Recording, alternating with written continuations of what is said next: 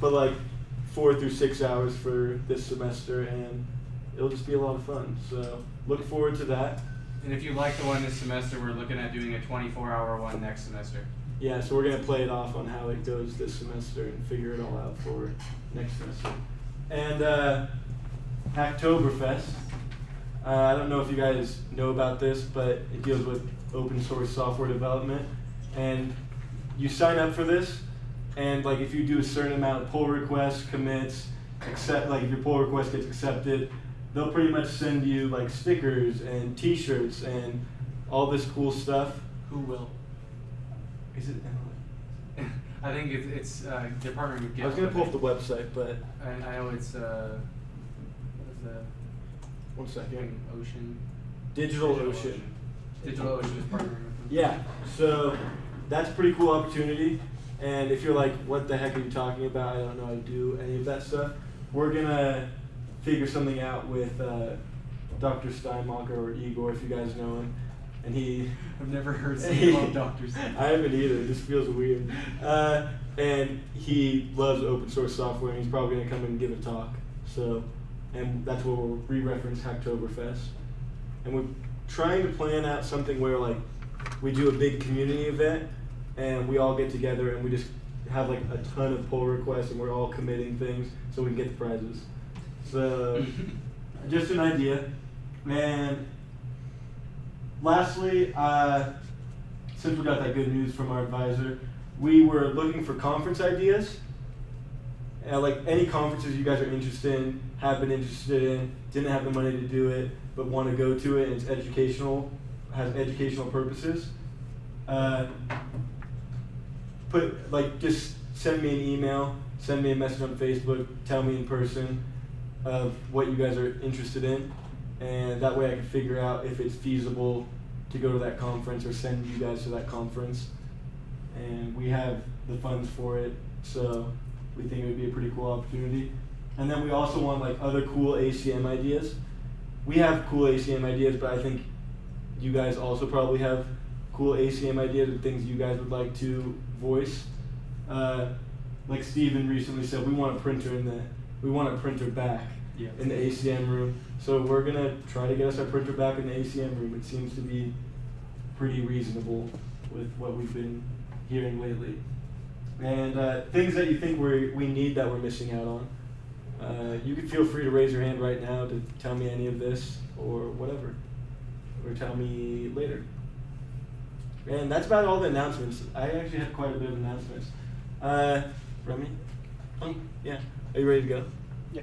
So now Remy is here to help you guys with the career fair, pretty much.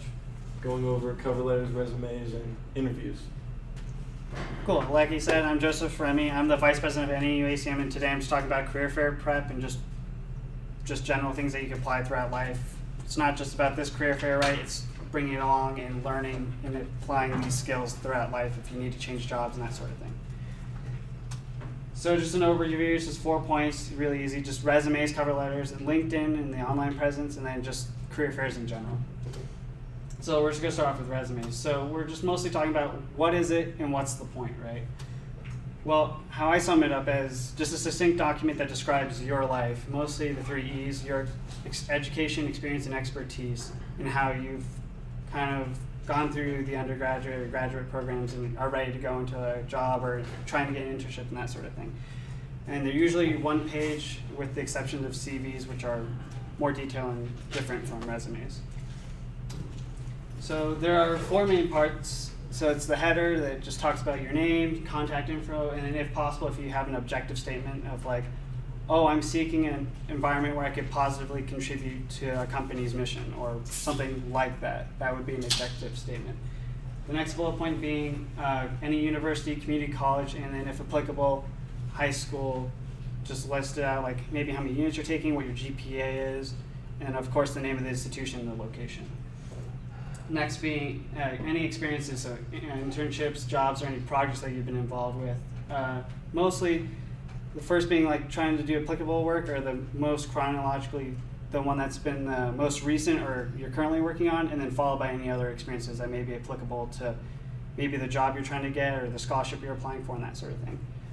And then the last bullet point just being just the skills and experience from your education, what you've pulled out from your what you've been doing, and then any other applicable or useful information.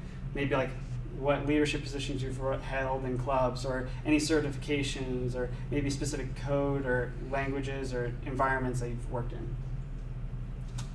So we're just going to quickly go over just an example. This is a resume that I made a while ago, and there we go. Just recently updated just for tonight. So at the top, we can clearly see my name big and bold in the middle, and then on the left and right, so we have the contact or general information. The top left, where the X's are, should be a phone number, and then the top right being like a mailing address or something that's good to reach you if they have to physically send you something for your job. And then the next is the objective statement. I am seeking a job where I can apply my knowledge, problem solving, collaborative skills, and work ethic to foster a positive, growing workplace and acquire career building experience and wisdom.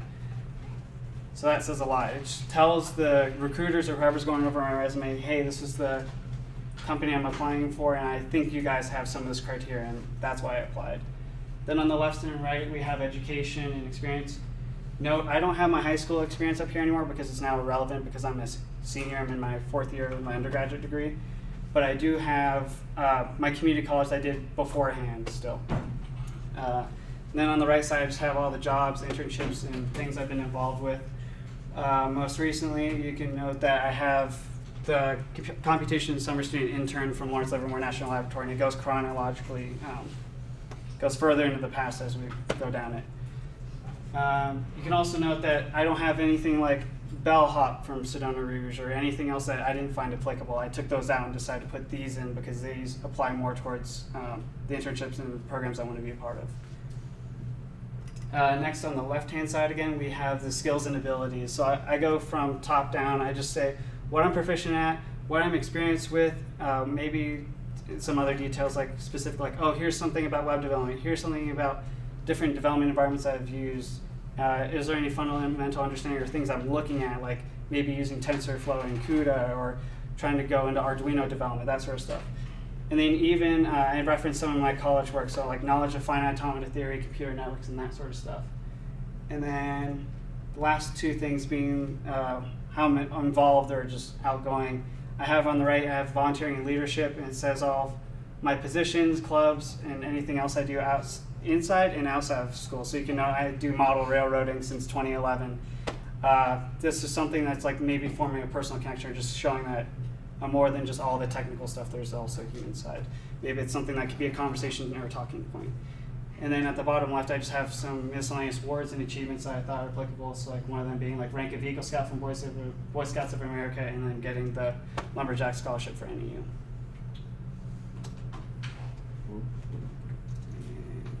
Cool.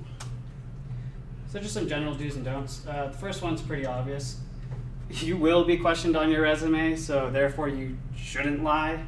They will know. You'll break under pressure. You'll trying to say something, and they'll have a red flag immediately. You'll try to make it up on the spot. Speaking from experience, Joseph? No.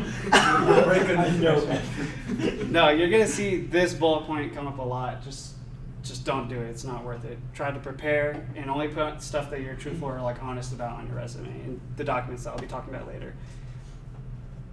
And then just make sure it's focused and brief. Like I said, I didn't put on the bellhop job because it wasn't a part of what I'm going for, right? I wanted to have all these other technical positions listed. And then just being concise and avoid sentences. I did kind of butcher it a little bit, honestly, with the skills and abilities section, but you do want to try to supplement that with some action words and just fragments of like, I led Boy Scout troop, or collaborated with other software developers to deliver stuff on time, that sort of stuff. And then there's just this useful link of just literally tons of action words, standardized, specialized, analyzed, like classified, that sort of stuff. That's a good one. And I'll also have the presentation up online on the website and on the live stream description and on Facebook if you want to reference it later. Cool. Well, that's a good break. So another section of do's and don'ts, just applicable content as necessary.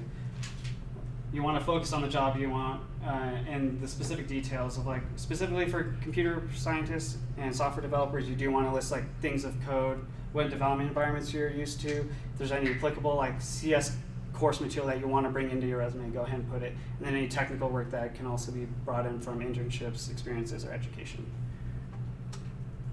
And then just the example, like I said, just if I'm applying for a programming internship, I want to do like IDEs, languages, and CS topics that might be relevant. Say like when I was applying for Lawrence Livermore National Laboratory, computation is a massive section of the laboratory. So I had to put down some CS topics that I was like, hey, maybe I'm interested in machine learning or more web development or that sort of stuff. And then obviously the obvious don'ts, like, that's not a good statement at all, or objective statement. It's like, pretty please give it to me. And then any other inapplicable information should be left out if possible. Now, that being said, I do keep bringing up, like, I did drop the bellhop job, but I did have it on my resume for a while because it did show that I was working, and then I did pick up some skills. So if you do believe you have skills that you want to bring in from those jobs, you totally can. It doesn't always have to be technical. You just have to be able to spin it properly. Yeah, exactly.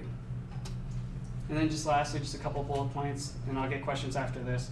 Just have some creative freedom. It's a fluid document. It should represent you, right? It has to be something that you're proud of, something that depicts you in a good light, or at least shows people, hey, in one page, this is all about me on the technical side or for jobs and that sort of thing. Is there any questions about resumes at this point?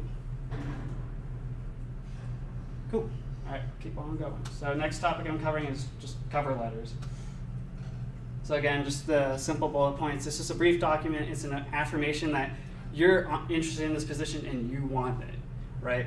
You want to combine the requirements that are in the job listing with the stuff that's on your resume and the skills, and just try to convince or convey that, yes, you are a fit for this position, and maybe you would hopefully be a part of this company or this project one day. And again, it's one page. So again, the 4 points, it's just your name, address, date, and their name and their address. Then the next section just being like the introduction paragraph of like summarizing what you've seen from the position, like the requirements, and then highlighting the specific skills that you have that can be applied to that. The MEET, which I did as an acronym, is mention expertise and applied talents. It's just the further detail of specific examples of how you are fit for this position and that you want it. And then the last one is just being very thankful and just grateful, like, thank you for your time and your consideration, and like welcome further discussion, like looking forward to your response, or like looking forward to, or I'd like to discuss with you in more detail about this position at a later date if possible, that sort of things. It really opens the door to conversation and continuing that, hey, you are actually investing, you want to know more, right? So we have another example. This is actually a real one I did for undergraduate research last semester. You can see Dr. Vigil Hayes' name on it and her office and all this stuff. So first thing you may note is that it's a very formal-ish looking document. You have 1-inch margins, you have 12-point font. I did Garamond, but you could do like Arial or Times New Roman, whatever floats your boat. And we'll just get started. So I just started off with Dear Dr. Vigil Hayes, and I started off with this intro. I'm not going to read out it completely. You guys can look it up after. But it's just like, hey, I'm confident that I'm able to take on this task, and I want to be part of this undergraduate research project with Tyler Thatcher. And I say how schools apply to it, and it's prepared me to succeed for doing these specific requirements that she had listed on the paper at the time of like, oh, I can create, maintain, and improve software. Oh, I can apply or write or develop machine learning programs, and I will be able to coordinate my time. Next part we have is the meat. So I did, the first paragraph's all about my education background of like, oh, I've taken all these classes, here's some of the languages I pulled from them, and then I just say at the end, I am confident with my academic background and skills, I can be an asset to the IT crowd project. The next one just being the work experience of like, oh, I'm a web developer, and I prioritize my academic and professional work efficiently and plan my implementation ahead of time to complete tasks. I guess that's one bad thing, I guess. If you do, you want to use the same word twice in the same sentence. It just seems off-putting. If you try to just spin it or use a synonym, it would definitely be a lot better. Use efficiently. Oh, effectively and efficiently. Sorry, my glasses are bad. But yeah, and then last one, just the conclusion, like I welcome the opportunity to discuss my qualifications in more detail than a cover letter, transcript, and resume can articulate, and I would like to learn more about the finer details of the data science topic for IT crowd. And then at the end, I say thank you for your consideration, sincerely, and then my name. So you can see in this simple one-page document, you can convey a lot of information, kind of get an edge or be very powerful. Sometimes they don't really have too much time to go over all the resumes or transcripts or all this other stuff, but by having a document that summarizes you well for the specific position that you're applying for, it's very effective. Yes. You kind of just never mind. Yeah, this is like just very much focused on like what you're looking specifically to do for them. So it's like a good combo of your like the important details pulled from your resume, and then how they would actually relate to the actual job that you are applying for. Usually, jobs with cover letters, you feel more comfortable. I feel because you get to more voice how you feel. Yeah, true. And then it also helps you make sure like you research like the position in the company, and any like maybe you could throw in like something about the mission or something that helps show that you're interested in this job or position. It definitely helps you put you on an edge. Mm-hmm. All right. Also, what did you use to make this PowerPoint? So to make the PowerPoint, I used Reveal.js. It's on GitHub. It's just an HTML. It's a framework that you could use just to punch in some HTML into sections tags, and then it automates the rest. So it does all the vertical and the horizontal slides and all the animations and the styling for you. But you can also make it your own as well. So if you're tired of PowerPoint, yeah, this is What's definitely that called again? Reveal.js. Thanks. Reveal.js. And they have a ton of plugins too. Is it spelled like normal? All right, so again, some do's and don'ts. Again, you will be questioned on your content. Do not lie. And then, you know, it really, even more so will stick out here because you may have not done enough research, or maybe you're trying to spin something in the wrong way. They'll definitely notice it, so try to make sure that you don't lie or you be trustworthy in your cover letter. And then again, just being focused and brief. Just be concise, easy to read. Don't try to fluff it up too much. You're trying to sell yourself, but not be in their face about it, right? And the next part, just being the context of why. Again, pairing those sort of things together of like this requirement with this certain skill or this certain internship that I had. And again, those action words are pretty useful. So, applicable content you want to highlight. Just hone in on the job, right? You're trying to get this, and you should really go over all the things that they try to give you, whether it's like the company website or like the job listing or whatever. Or maybe you've had like a pre-interview or just had programs discussed with you previously. You want to include those specific details, like I had languages in some environments that I've interacted with on that cover letter. And then just the technical work of being a web developer was also on there. And then just the example again, just pair skills and expertise with the requirements, be courteous and thankful, and then don't push it, right? And lastly, just make a well-formed document. I didn't describe it too much, but like the 1-inch margins, a pretty standard font, 12-point font, and then single spacing usually. Yeah, make sure it has like logical consistency, and how you like separate things out just makes sense. You learn a lot of that in, I think it's 302W. You haven't taken that, but just kind of things that make your document look prettier than someone who's not using those skills. Right, yeah. Like if I can find it, I'll swing like a really old copy of my resume before I took 302W. It'd be like night and day trying to compare my resume. Yeah. And then again, it's about you, so you should highlight why they want you. All right, so the next topic I'm talking about is LinkedIn. So if you don't know about LinkedIn, it's just a professional social media website. It's similar to a resume, but it goes more in depth because you can expand on like maybe you have patents, maybe there's specific projects you want to highlight, maybe there's like volunteering groups and opportunities that you want to highlight there as well. And you can also write recommendations for each other, receive recommendations, and even do some social media stuff like blogging and that sort of thing. So the importance of LinkedIn, it's just readily accessible, right? It's on the internet, so almost anyone who just signs up with a free account can start looking at your profile or looking at others or trying to find relevant information. It's just professional online presence. It's very simple to set up, and it's they have it really well organized for you top down. And then just making and building those connections and then expanding upon you in an easier way that isn't strictly like paper, right? Something that you could just easily like, oh, I'm going to go to LinkedIn and update that I have this new job, or like, oh, I'm going to go write a post real quick, that sort of stuff. So here's an example of LinkedIn. So right here, if I can find my cursor, wherever you went, cursor, there you go. So here's what mine looks like. I just have my name, and this part's called the heading. It's just like a quick, like, not necessarily a title, but just things that might catch someone's eye, or like a tagline. I'm like, oh, computer science undergraduate and researcher, web developer, and then vice president of FBLA at PBL and NAU ACM. Something that's real quick. You can see some other examples right here of other software developers at NAU and other connections I have. And then you can see that just to the right of that, it still has my work experience from Lawrence Livermore National Laboratory, and it shows that I go to Northern Arizona University. Right here, I have a summary that I need to rework because it's already out of date and a bit too much, but it's like the idea of the cover letter. It really is selling you, like, oh, I just start off with like something that kind of I can relate to, like being somewhat naive when growing up, right? Like, oh, in the 2000s, I learned about like computing and started making Flash games. Like, that's how I got started in computer science, right? And then I start going into more detail, like, oh, I'm currently attending NAU. Been a part of Community Aware Networks and Information Systems Lab, directed by Dr. Morgan Vigil-Hayes. And then I list off some competencies, fundamental understanding in software that used or have an understanding of.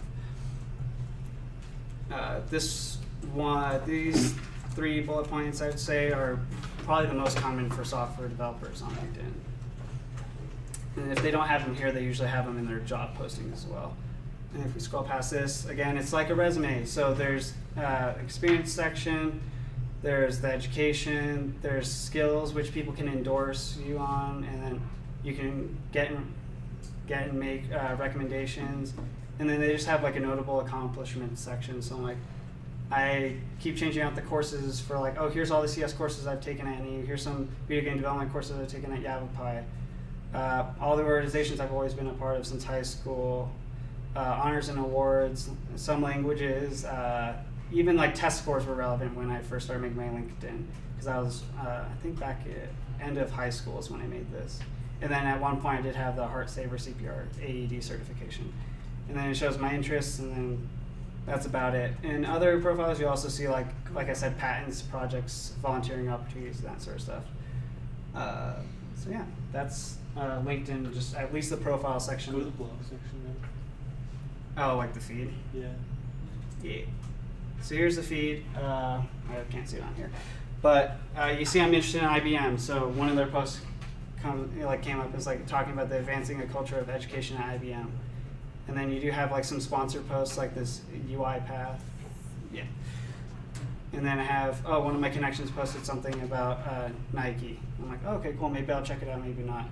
And then you could like, comment, and share like most social media. You can find a lot of cool, interesting articles in here.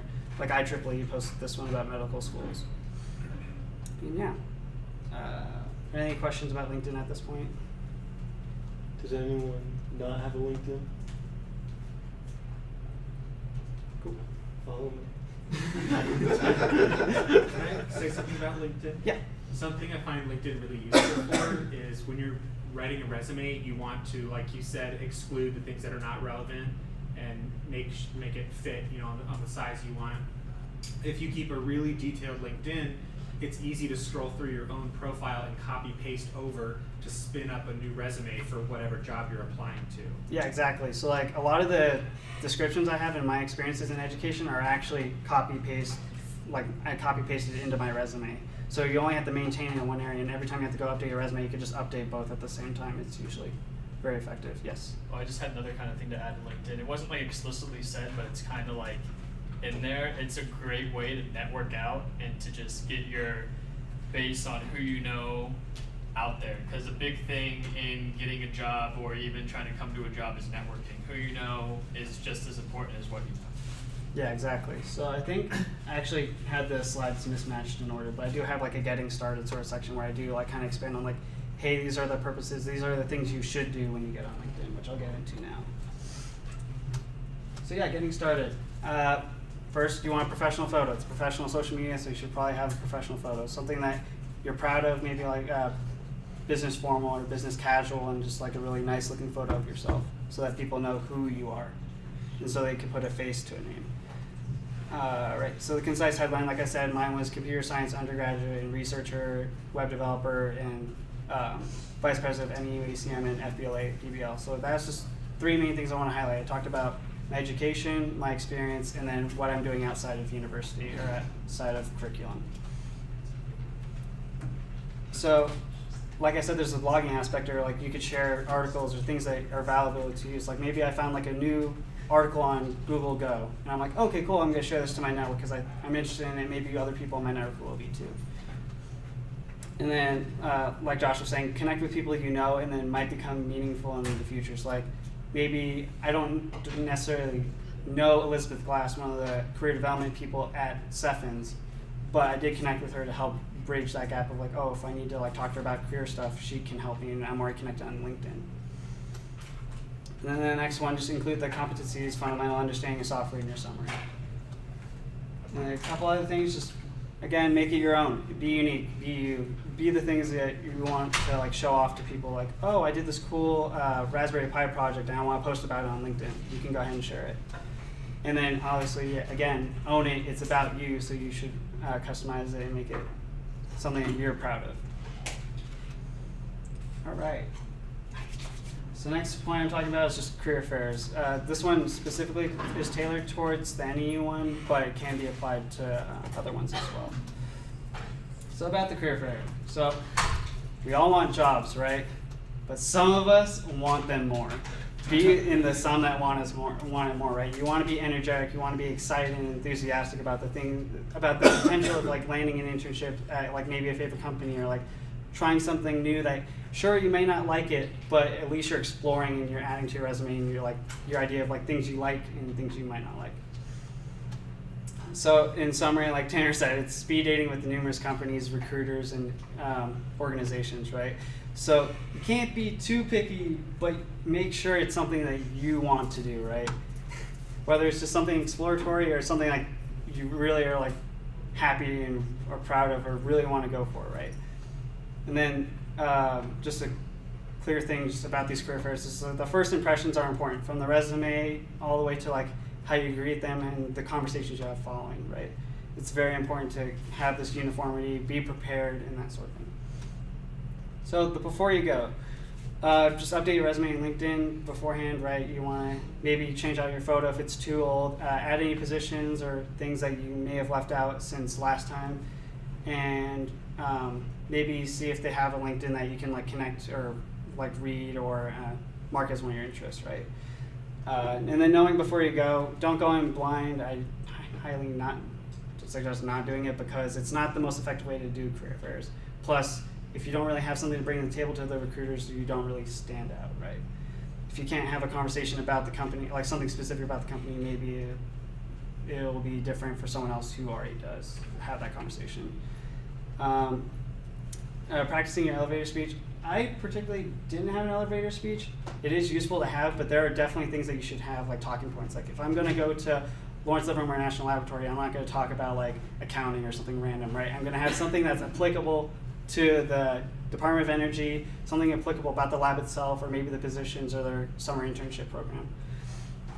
And then they have a checklist online for Ceffins. It's the career fair checklist. It goes from everything that it's just like preparing your resume to getting a tire, practicing your elevator pitch, researching all these companies, etc. So when you attend the career fair, I'd recommend at least 10 copies of your resume. I think I printed out 10 and I went through at least 8 of them. Sure, not all the companies will take them, but it's definitely good to have on hand and just to be prepared overall. Dress business formal, I have a link there if you want to look at like some recommendations of what you should wear. Bring your student ID to check in. And then there's a courtesy booth on site that like, oh, if you need to check your hair, just double check your appearance or like check it throughout the career fair to make sure you're still looking the best you can. They have an area for that. And then just a last note, if you've never been to the career fairs here at NAU, they have on the name tag, the color on your name tag will actually represent some of the flags or the banners that they'll have at each of the tables. So say CS is purple, then your name tag will be purple, and then the banners on the tables will also be purple. Sometimes you'll see like different colors like orange, purple, red, blue, or like a multiple. But that's just because the companies are advertising to multiple different positions. And then, yeah. So yeah, just talking to recruiters, again, do not lie. Will literally know. Let's just say I've almost been there, for sure, I will be trustworthy. I've almost been in that position because I started using the second one, which was a buzzword that was like, oh, what do you mean by this? And I was like, I didn't have a way of articulating it because I didn't prepare that buzzword, right, or like that research topic.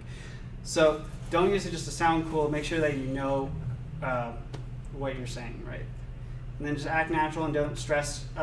Trust me, for the most part, they want to see you succeed or see the best in you, right? They want to see your potential and what you can bring. Don't be spooked if they don't take your resume. Some of them do just take a photo of it. Sometimes they'll actually have you apply online. Sometimes they'll actually have you apply in person as well. So there's just adapt and learn, and just they'll walk you through it if need be. And then you might be asked to schedule an interview. That's how it worked out for me for my Lawrence Livermore National Laboratory internship.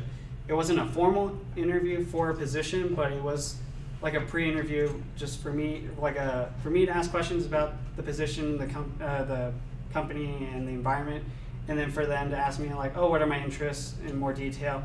Maybe what am I enthusiastic right now, and that sort of thing. So you never know if they might ask you to schedule an interview for the next week or sometime down the road. Or the next day. Yeah. Some people.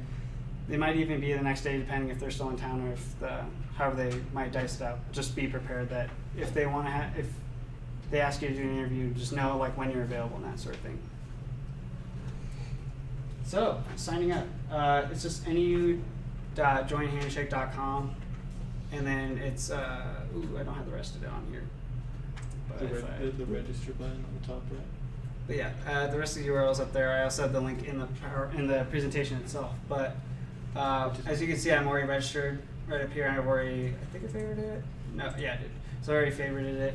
And it just has like a very general description. And then what's really powerful about the handshake is that you can go to all the employers, list every single company that's looking for different majors. And then on top of that, you can also looks for specific job types, categories, and then even, I will try to pull it up, majors. So it's a very dense list, but I could probably try to filter it down. Yeah. So let's go ahead and just check all the boxes.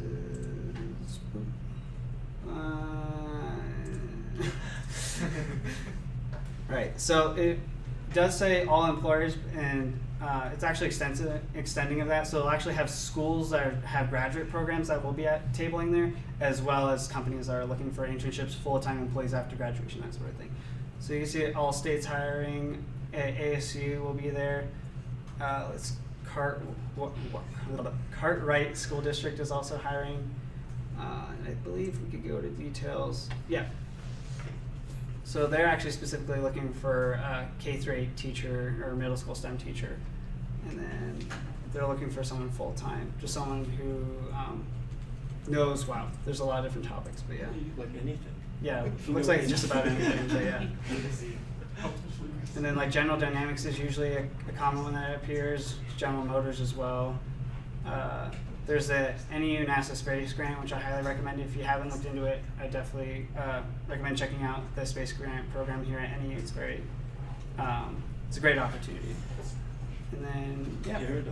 Paradox is actually going to be there. Yes. I want to say something about Handshake. It's also really great if you're trying to find a job on campus while you're a student, and positions open up all the time. So if you're trying to get a job on campus, you can check Handshake like weekly.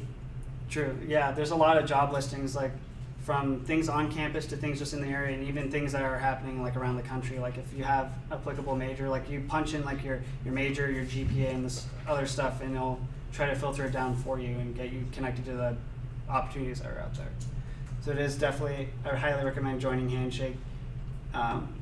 Even if, I guess, including the career fair, you should also try to use it for all the other sort of tools that they have. Like they have the Career Center that have Q&A, and they have all sorts of useful information just about career development on this website. Yes. I have another statement to make.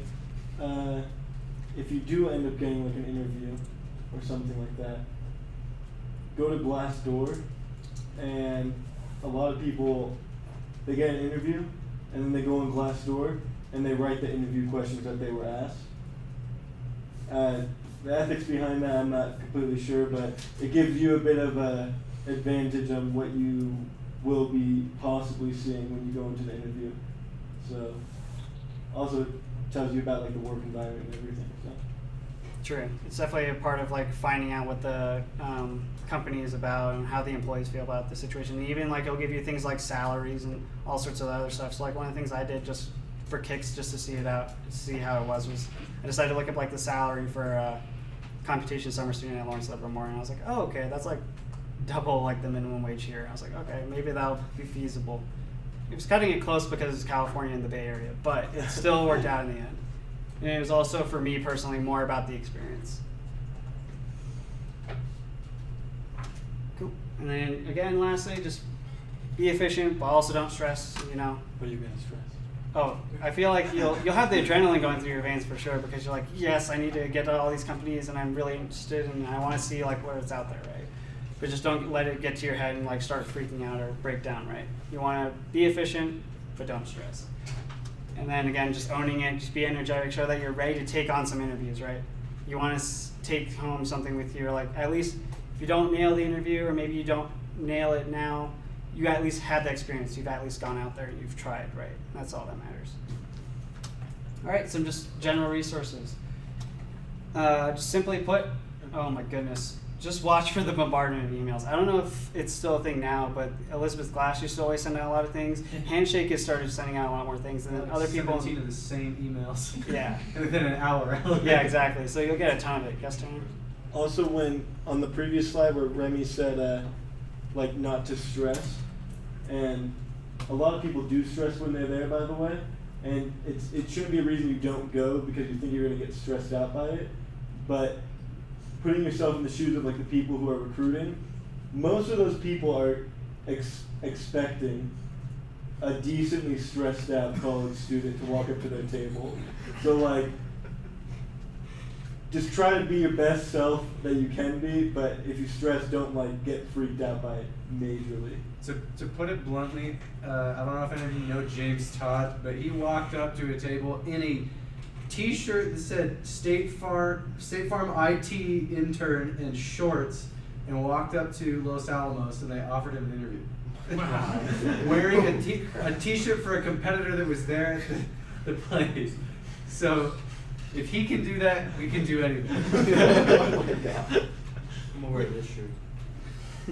Honestly, you'll get a lot of compliments on Yeah, that. Norman, you'll stand out. They'll be like, call that pineapple, dude.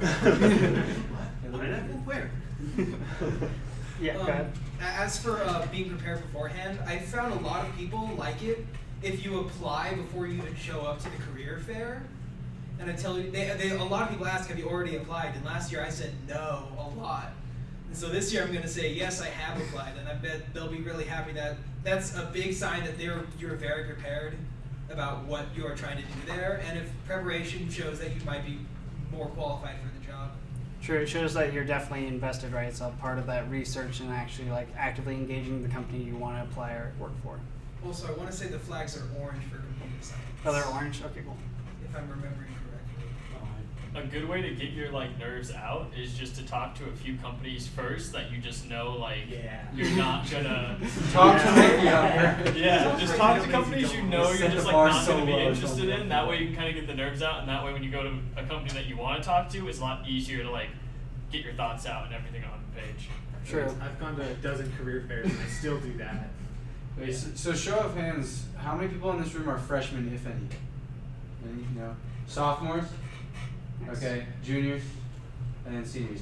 Okay, so Super seniors. yeah. I mean, it can't get much scarier than freshman year walking up to a table and then you get denied by every single person. And I did that. I've gone to the career fair every year for the past 4 years, and they'll notice you, even if like you don't get a job or get an offer. If you come back and they go, yeah, oh, you were the freshman that walked up, or the sophomore, like, you know. You constantly come back and you show them that you've learned more, and they will notice that and they will hire you. So don't think like, oh, I'm gonna wait until my last semester here to do it. That's a real bad idea. You know, the hardest thing to do is to get your foot in the door to get the very first job, and then once you have your very first job in computer science, your internship, every single person will hire you. It's like, oh, this guy has industry experience. Okay, we'll just interview him and hire him. Like, it gets easier. Also, don't do you that. roll up some tables and they will flatten you. They'll start throwing all the jargon at you, and you'll have no idea what's happening. Cement will stare at you in your soul. It will happen, and you'll have to play it off, and then you realize that you didn't want that internship or that job. Or you do, I guess. All right, let's see. Yeah, okay, cool. Sorry to take off. But yeah, so going back to Handshake again, yeah, it's made for just in the career fairs. Like we said earlier, it's job posting, other fairs, networking opportunities, events, and then tips and guides on just career development, right? Just like this presentation and your fellow peers just giving off all this information, Handshake is also a very useful resource. And then just there's the URL if you're interested.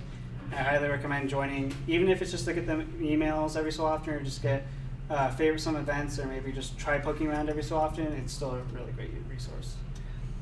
And then just NAU Career Development. It's just a section at NAU that just does career advising in general. So they help with some things like mock interviews, resume workshops, helping you to do the job search, and even like things of like practicing, like getting the stress out of the interviews or just walking up to people and just having a conversation. They help you find opportunities, whether it's local or other internships or studying abroad and that sort of thing. And then we have a specific one for Ceffins / our new college. This is the same link. They'll help you out whether you're a student, employee, looking for an internship, looking for mock interview practice, that sort of thing. But there's one specifically for our college. And then for any just general NAU career development, there's the URL. And then yeah, that's the end of the presentation. Oh my god. Such a good meme. I know it's Is there any questions, comments, remarks? Does anyone have a resume that they want us to look over, or like a cut? Oh, sorry. Yes, I was gonna ask if anybody else brought a resume we can like swap to review each other. Digital or Physical. or would it be fine if it was digital? A lot of people- Yeah, I don't have it digitally with me, but Yeah, that's fine. I have a digital one if you want let's just all throw it in a pool. to. I'll throw my laptop. But yeah, if you'd like us to look over resumes, cover letters, maybe start something, maybe if you don't have a LinkedIn or need help updating it, we'll be here. And yeah, thank you for your time, guys. Sweet.